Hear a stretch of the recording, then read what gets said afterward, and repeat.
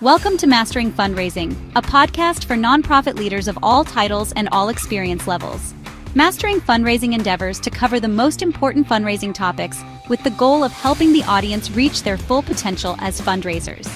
This podcast will share stories, tips, and guidance on the most important elements of fundraising. If you want to earn an advanced degree in fundraising, this is the podcast for you. Mastering Fundraising is a collaboration between Fulcrum Nonprofit Leadership and the 5-Tool Fundraiser, two leaders in providing relevant and expert content to fundraisers and nonprofit leaders. Without further delay, let's jump into the current episode. Please join me in welcoming your host for today, Chris Looney. Hey everyone, and welcome to Mastering Fundraising, the show where we explore real-world insights and practical strategies for nonprofit leaders driving meaningful impact. Today, we have a conversation that's especially relevant for those leading campaigns and working closely with boards and chief executives. Here with me today is Lamont Hayes, a seasoned fundraising and development leader with more than 2 decades of experience guiding major campaigns and advancing nonprofit missions. He's currently serving as Associate Vice President of Development at the National World War II Museum, where he has led teams and strategies that achieved remarkable campaign results and strengthened institutional development capacity. He brings deep expertise in board engagement, campaign leadership, major gifts, and aligning fundraising efforts with organizational priorities. So welcome to the show, Lamont. We're glad you could join us. Hey, happy to be here. Thanks for asking me to participate in a conversation that's something that's near and dear to me. I've been in this business for about 20 plus years, and I'm still learning. So happy to share what I may or may not know.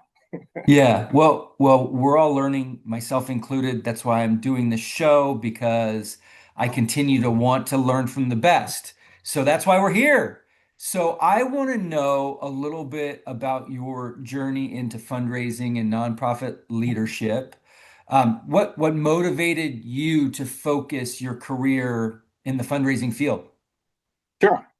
Well, my story is probably didn't go to school for fundraising, business, anything like that. Went to University of Maryland, go Terps, and graduated with a criminal justice degree.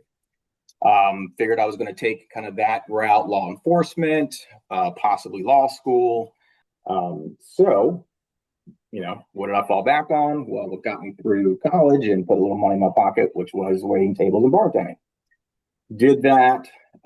Ended up meeting a gentleman, who would probably come in the restaurant bar every Saturday, nicely dressed, usually getting off the plane, coming from somewhere, all over the country. And I remember this, like it was yesterday. And he said, well, have you ever thought about fundraising? And I was just like, what are you talking about? Like fake sales and like, balloons or whatever. And he's like, no, like major gift fundraising. And I said, okay, well, what's that? So we talked about it, kind of outlined, what, a campaign consultant does. And, there was a campaign that was, right up the road. This was, again, in Florida. And I said, oh, that's fine. I'll invite you to go out, sit with a director, and then just, kind of take notes. Did that. Seemed pretty easy. Materials were there. Get back and he offers me the job. And, the company that I'm talking about is a company, Chris, that you're familiar with, CCS Fundraising. And, Tom Hanrahan, still a good friend of mine to this day. He and I, talk often. He's the reason I got into fundraising. Remains my mentor. Anything that I see, hear, have a question about, I'm picking up the phone and calling him. But I will say, for my first assignment that he gave me, he said, all right, you're going to go to Dover. And Dover, Delaware. I'm from Maryland. It must be nice. I'm coming home from Miami. And he said, no. Dover, Ohio, which is a little south of Akron and Cleveland. And so that was my very first campaign. 2 years later, I said, if I can do that, I'll give it 5. And, I'm learning more and more and more and kind of getting more interested in the business. And, working with clients, all throughout the non-for-profit sector. I mean, I was doing healthcare, arts and cultural, obviously religious. So, it was something that I enjoyed. I enjoyed meeting people, and working with, executive directors, hospital, presidents, university presidents. The list goes on and on. But I've served a lot of clients, worked on a lot of projects, worked directly for a number of institutions now, all of which are very worthy of the work that's being done. So, what experiences maybe shaped some of your understanding of donor engagement, institutional advancement? Was there some experience that you had where you can reflect back on and said, yeah, this is like, I'm starting to understand this business. I'm starting to know this business. This is such a great experience. You are. I do, and it was a campaign in Miami. One of my first early visits on, I was kind of mirroring a director at the time, and we are going out to ask somebody for, I don't know, I think it was like $10,000. Down in Miami, heart of Coral Gables, houses are massive. So I'm probably a year into doing this now. And certainly, obviously, I have it all figured out, young guy. Yeah, I got this fundraising stuff. And so I just said, this is going to be a slam dunk. It's going to be easy. We're going to get in, get out. I was quick to judge on definitely getting this gift, quick to judge on no chance that we're getting this gift. And yeah. So you've led teams and major initiatives at large institutions. How do you think your leadership style has evolved over time? I think I've maintained the kind of leadership that I began in this process. I've worked with a lot of wonderful directors, mentors, and I've kind of mirrored myself off of them. I don't want to sound like I'm the cookie cutter. I don't get involved in too much, but should something happen, I do get involved. But I honestly believe that's the way we work. I've led teams of 5 individuals, and I've led teams of campaigns of 30, and then my team here is 5 regionals, a corporate foundation, a plan giving, and for the most part, we have our weekly meetings and our one-on-ones and things like that. But I try to let my team do their work. The one area where I think I kind of have grown, but I guess I've waffled, not even grown, but was never a big fan of like metrics. And I just, I felt that metrics were something that would, hinder somebody's performance. You raise what you needed to raise, you made your calls, you had your visits, and then you would stop. Me personally, that stuff would feed me and keep me going. So that's how I figured everybody else would kind of take that. Right. Right. Well, over, a number of years now, I've seen that, that's not always the best way to kind of go about these things. But so I've kind of incorporated more metrics, and not just, you're going to make 2 visits, or make 2 trips a month, and, have these number of asks out, but, more kind of on the front end of some things, qualifying a lot of folks, getting out there, getting in front of folks. So, I've brought in more numbers, to help me as a leader, to help my team, if that makes any sense. And looking back, what would you say has been one of the most formative moments in your career as a fundraiser or a manager? I mean, certainly there's no shortage of campaigns that I can sit here and talk about that, exceeded goal, blown away goal, teams that I was a part of, but I honestly think some of the best things that the best fundraising experiences or managerial experiences that I've had, are the relationships that I build with my team. And again, I don't want to sound, like I'm just reading off a script here. But places that I've been at by 3 kind of big institutions, Xavier University, the Police Foundation here in the city, and then where I'm at now, the National World War II Museum. Um, Prior to coming in here, I wasn't married, but now I am. And the president and executive director of my last two organizations were both attendees at my wedding. So I mean, that's something that I kind of pride myself on. I think Yeah. that, Yeah. but something that I think that I'm most proud of in my history is the relationship that I've built with, managers and I guess I hope that team members that I'm leading, should they leave, and I'm a big proponent of, and I'm told all my team, if you've got another job opportunity, if you're looking around, talk to me and I'd gladly write you a resume. And I think that you want to continue to move up and up and up. I'm happy to do that for you. We've all been on job interviews while we've had a job, and the question is, can we contact your employer? And you're like, no, no, no, no, they don't know I'm here, and you kind of get scared that way. And I say, let's squash all that. If you got something, let me know. And at the same time, I'm certainly going to kind of go to bat for you to stay with me because, I value your work and want you to stick around. But, I'm also not the one necessarily writing those checks. So, it's not always my department. Well, that's amazing. I mean, I think that's very special to have a supervisor or a team leader that is so understanding when it comes to people's desire to pursue opportunities, to grow in their career, to Exactly. understand that they need to sometimes move to grow, and for you to honor that and respect that and find a way to show them that you want them to stay and care, but not hinder their career. I think that probably sets you up as a very unique and special supervisor. So thanks for sharing that. Sure. I do want to get into the topic of our conversation today, which is on managing board and CEO involvement in a campaign. So let's dig into that. Yeah. Let's say campaign success often hinges on strong support from the board and the CEO. And I wanted to know how you define the ideal roles of each of those in a fundraising campaign.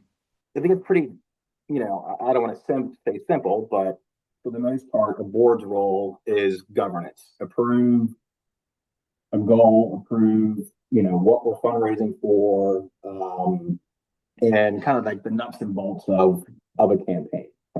The CEO's role is a little more complex. I mean, the CEO is certainly the lead fundraiser on any effort that you have. But the CEO is also, the one to kind of articulate those goals, strategic vision to the board to get them to approve whatever the plans are for your institution. Here, we just finished a $400 million campaign a few years ago. Ended up raising $420 million for that, but it took them upwards of 25 years. I kid with my CEO. I said, well, if you had had me 25 years ago, you would have had that campaign done in 5 years. But I digress. Right. And he always laughs and kind of, says, sure, we'll go with that. But now we're in a new campaign focused on raising more endowment, less capital. I mean, the previous campaign was building all the things that we have around here now. Now we're kind of going into the educational, lifelong learners, K through 12 education. And, there is certainly some capital to that, but it's the CEO's responsibility to share that not just with the board, but with the staff, because as we know, fundraising is all of our responsibility. So again, the CEO has kind of a two-prong. He's the visionary, but he's also the lead fundraiser. And, he's got to kind of build the culture, around that campaign. Yeah, that's right. How do you approach preparing board members to be effective ambassadors and also effective fundraisers without overwhelming or scaring them? Yeah. Well, board is typically going to be should be your most committed to your organization. And with that, your organization should be one of their top philanthropic priorities. More or less know why you're there to lead the organization, but also to put your resources behind that institution. And certainly, we want all of our board members to make they have a fiduciary responsibility when they join the board. It is, and most organizations will have that as well. You know, an annual gift at whatever level that may be, and if you're involved in a campaign, it's to kind of make a campaign gift or quote unquote a major gift if you're not in a campaign. Yeah. Are there common challenges that you've come up against when kind of aligning board members and the CEO around campaign goals, expectations for their involvement, the work that they need to do? Yeah, I mean, fundraising is not for everyone. We see that on boards, and in addition to board members making their fiduciary responsibilities, I mean, we certainly will want our board members to kind of introduce us to their friends and get us in their circle, and if they're have the capacity to make significant leadership style or type philanthropic gifts, we would like to know some of those others in their circle who are able to make similar type gifts. And so I do find when I'm working with board members, certainly you're going to have your board members who are a little more active, and then those that kind of just are on board and kind of on board in name only. So, those will tend to bubble up sooner rather than later. The board member who's going to call you every 5 minutes, or the board member who you're going to have to call multiple times, to remind about a meeting, to remind about whatever it may be. So I think in getting a trustee, a board member comfortable with telling the story, the mission first, and most of our board members, I'm going to speak from my experience, can do that. I've gone on many visits with trustees who say, I don't want to ask anything about money. This is my good friend, whatever it is, but I'll tell the story till the cows come home. And I say, that's great. That's why I'm here. I can be your fundraiser. I can ask for, $1. I can ask for, $100 million. But I know that none of it's going along. So that kind of tends to ease a trustee's mind. Like, okay, well, we're talking about something that I'm very passionate about, and we're just kind of sharing that story with whomever there is. So I think, what we can do in helping them get comfortable. Certainly, you want to manage their expectations. I'm not trying to, I've got a $300 million campaign. I'm not asking you to go out and raise $300 million. We each want to do our part, and here's how I think that you can be effective. Yeah, very good. Very good. What strategies in your mind help ensure the CEO is not just visible in a campaign, but actively engaged in ways that drive the results that you're chasing? Well, my CEO is maybe a little different than many. He is the true kind of bag room to CEO story. This museum is now 27 years old, and he's been here roughly 26 years. So I think I'm fortunate that my CEO understands fundraising and truly enjoys fundraising.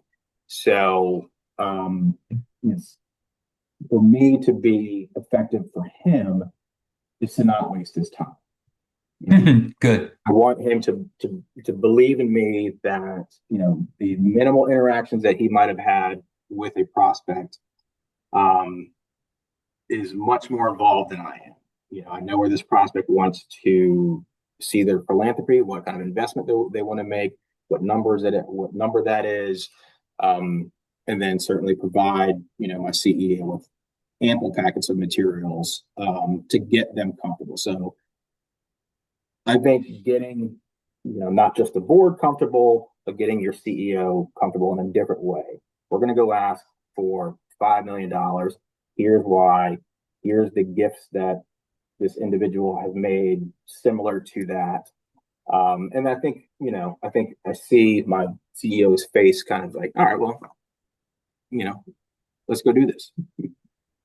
Yeah, yeah. No, I love that. That's the best case scenario when you can get the CEO to arrive at that moment where they're feeling like the time that they're investing is going to be productive, not wasted, That's right. that you're going to take care of all the details, that you're going to position them for success, that there are not going to be any surprises, that you can't avoid some failures, but the vast majority of the exchanges are going to be more successful than not, right? That's right. And I think that that probably also is um, valuable for most individual volunteers who have maybe even less time for this particular mission because it's not their That's right. full-time job. That's right. Um, in terms of communication practices, what have you found that helps build trust and shared ownership among board, CEO, and development staff? Like, what tips and tricks do you have related to communications? For me, things that I've found effective in communicating with not just CEOs but boards but volunteers, you know, a simple kind of dashboard of some sort that maps out exactly where we are in a campaign, how many asks we have out, how many asks that we need. Me personally, I'm a numbers guy, so I tend to overload a lot of times on these dashboards. Um, but communication wise is something as simple as pick up the phone and talking to a board member, Yeah. not just about what they are working on, but what has happened in the campaign. We got a great gift. I think we should know about this. And 9 times out of 10, I hear a volunteer, a board member's kind of voice perk up. Oh, that's great. So yes, for this campaign, and maybe we should go ask for more. Go ask more people to participate in this because people are considering this and are jumping on board. Um, so that's kind of but with all of the in person, the personal kind of outreach that we do, I mean, it's nice to read a progress report or some kind of campaign focused materials just to kind of let you know where you are.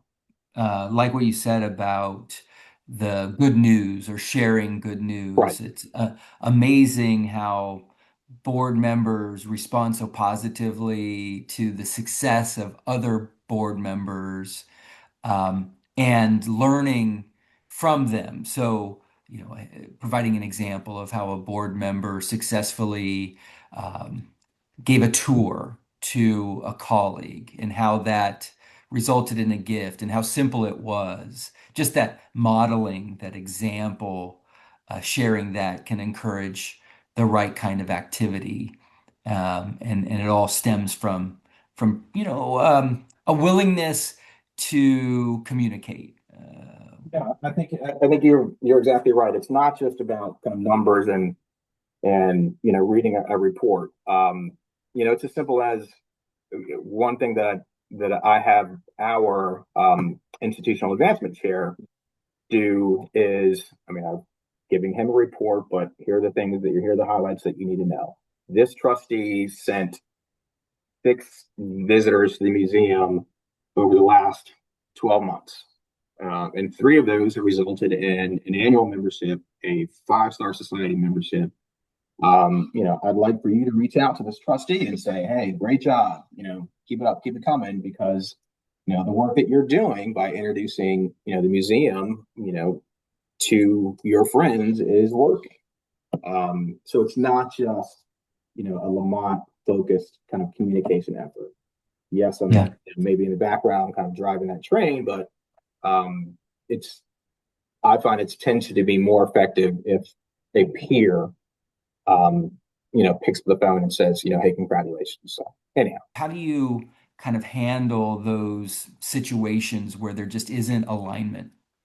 but years and years ago, I worked pretty closely with a donor, knew, what the strategic plan was. It was a tennis court that we wanted to raise money for, and was not at all what the donor wanted to consider. I'm going to let you know that we did not get a tennis court built because, that was not us listening to our prospects, to our donors. How could we have better worked, or managed that that situation. I think there's plenty of ways that we could have done that. Um, I think we could have maybe not been so aggressive in our time. Look for other funding sources to again give credibility to again a tennis court. So I think that there's ways that you can certainly go around about finding a prospect who is not certainly leaning towards where you want to go, but you can in the end get them there. Mhm. Yeah, no, that's great.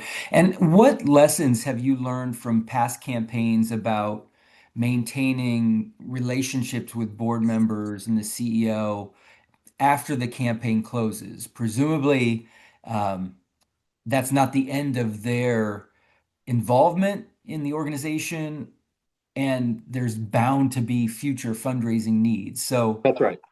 As any fundraiser will say, your gift is as good as your until your next one.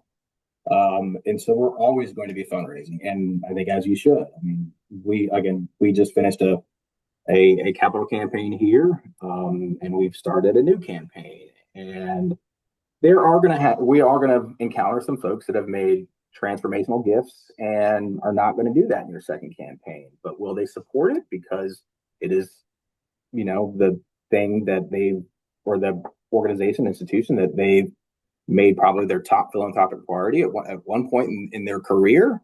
I tend to think that they will. So, we have a really good kind of an alumni with our trustees. They're constantly getting, board or CEO updates. I think it's incumbent on the directors to kind of maintain that relationship. Every good campaign director should have prospects and qualification, cultivation, solicitation, and then certainly stewardship. And so, you don't want to have your whole portfolio in stewardship, but you want to, have an eye on some of those individuals who made significant gifts to your organization, and who certainly have the capacity to do more at a given time. And we've encountered that for this campaign that we're in. Many of our lead donors from our previous campaign may not be lead donors to this, but are certainly going to be donors. And I think it's just staying in touch with them. You've given to us annually for the time that you're on your board. We'd love for you to continue doing that again. It's going to give you, all the stewardship touches that we get. You're going to get the phone calls, the pins, the books, the whatever else, And I think that they value that, and they still maintain a relationship with us here at the museum. And one of the ways that they do that is by introducing their friends. And hey, I was on the board there, and from '96 to 2004. Love for you to go, check out this place. It's grown, significantly since I've been here. right. So, I think that's that's really, really helpful to institutions to stay in touch with your donors. Whether don't forget them. They make a gift, and it's a big gift. It's a small gift. It's a medium gift. That small gift could become a big gift. But everybody wants to feel a little special. Stay special. Words to live by. Yeah, words to live. That's for sure. Nothing probably more genius has ever been said by a fundraiser than people want to feel special. Sure. And there's a magic in the way that you and other development officers, but the CEO, board members can contribute to making a donor or a prospective donor feel special and want to do more. Mhm. And so thank you for highlighting that. What are the tools of the trade for you as a campaign kind of director, manager, campaign leader? What do you essentially need to manage the effort? You mentioned dashboards. Yep. I think that's a given, right? I mean, to be able to show people an illustration of where things are, where you need to go. What are some of the tools that are most important to you? Outside of kind of your traditional campaign scorecard, kind of clear role charters, for everyone involved in campaigns. Whether it's your staff that's going to be tasked with raising the majority of this campaign, but then certainly working with your trustees, your board members, um, cabinet members of your institution. Again, fundraising is not just Lamont and the development team. It is everyone involved across the enterprise, as we say here. Ambiguity creates kind of friction, and clarity creates accountability. Yeah, yeah. Well, what are the things that you do with board members or even CEOs to kind of um, help them connect their passion with the experience that they need or the awareness of what they need to be a successful and effective fundraiser in a campaign? What are the things that you teach them? What are the things that you want them to know? Um, Certainly knowledgeable about kind of the pillars of any effort that we're going for, that we are fundraising for, and then not just in the campaign, but we have a $300 million campaign here, but we also have a $35 million kind of organizational and department goal. Are there particular moments in a campaign timeline when engagement efforts with the board and the CEO are most critical? But certainly the first year, 2 years, of any effort, and that does involve them making their own, personal gift to the effort. I always say that, questions that have come to me from donors. I've asked for support. Well, how involved is the board? How much have they raised? Folks want to know this. Our donors are smart. If your board's not 100% committed to this effort, why are you asking me to lead this thing? So the early parts of a campaign are certainly more important, or are very important in a campaign for me. And board members can help, by making their gift, and certainly by introducing, us to, all of their friends in their circle. Yeah, that's such important advice. And speaking of advice, last question for today. What advice would you give to a development leader that's kind of entering into this new world of campaign fundraising and wants to really effectively work with their CEO and effectively work with their board? What are the important things that you want them to know and want to tell them as they want to get off to the best possible start? Sure. So one of the things that I think I've found most effective in working with my CEO, and I think this will hold true with anyone, is CEOs are busy. And I think when I kind of first got involved in doing this business, I was a consultant. I wasn't a staff member. So I was of the mindset, hey, you're paying us for something. So if I'm going to knock on your door and barge in your office and, hey, this is, I need something now, you're paying me for that. Well, now I'm a staff member, and I've had to kind of rethink that model. And I understand why. The CEO is the leader of this organization, not just my department. And so the more prep time that I can give my CEO, the more effective he's going to be, as opposed to he and I getting on a plane, sitting in an airport, and me saying, here you go, here's information on who we're going to go see and why and what we're going to ask. At the time, that just never works. So I have found, and I think the best advice I can give is to manage your time and managing your CEO's time. And that's one thing that I have to do. Block off times on my calendar. If I know I'm traveling with my CEO in a month, I'm going to prepare my CEO, weeks in advance, because there's nothing that's really going to change in, 2 or 3 weeks prior to travel. Now I know that I'm going to have to share the same materials with my CEO again before we head out. It's a refresher of that thing. One thing I also like to do is get in front of my CEO. I know that he's got, our collections, our education, and our membership, all these departments, not just, again, Lamont. It's not a one-on-one relationship here. And so that's something that I've taken a step back. And that's not just here, but that's many places that I've been. I just understand how busy CEOs and presidents can be. And if I can give them ample time, I think it works out in the end for us, because they become, comfortable with what we're doing or where we're going. And they're a little more effective that way. Any different advice or strategy with the board members? No, I think board members are equally, as busy. Most board members are CEOs themselves, running their own companies. And so they've got, their own personal lives or family, what have you. So I just feel that time is probably the best thing that you can give anyone, trustee, CEO, again, for them to be effective, in what we hope to accomplish. So I think, again, time for a trustee is just as important as time for a CEO. Lamont, thanks so much for sharing your insights with us today.